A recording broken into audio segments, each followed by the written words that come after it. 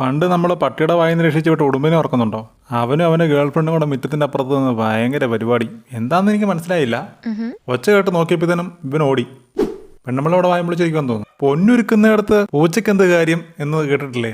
പൊന്നുടുമ്പിൻ്റെ പണിപ്പരയിൽ ഈ പൂച്ചയ്ക്കെന്ത് കാര്യം? നമ്മുടെ പൂച്ചമ്മ തൊട്ട് കീറിപ്പോയിരിക്കും. ആ വാല് വെച്ച് ഒരു അടി കിട്ടിയുണ്ടല്ലോ, തല നേരെ തിരിഞ്ഞ് പുറകോട്ടിരിക്കും.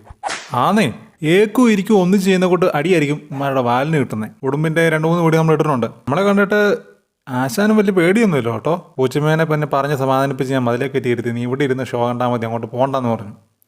നമ്മളെന്തായാലും അവിടെ കയറി ഇരിപ്പുണ്ട്. എപ്പോഴോ ഒരു അടി കിട്ടിയ പോലെ ഉണ്ട് കേട്ടോ, അല്ലെങ്കിൽ പോയി തോണ്ടി നോക്കേണ്ടതാ. അങ്ങനെ ഉടുമ്പ് പോകണമെന്ന് നോക്കിക്കൊണ്ടിരിക്കുമ്പോഴാണ് ഒരു കുരുപ്പ് ആ പുറകെ പോണേ. പൂച്ചമ്മ പോയാൽ പിന്നെ ഞാൻ കണക്കൂട്ടാം.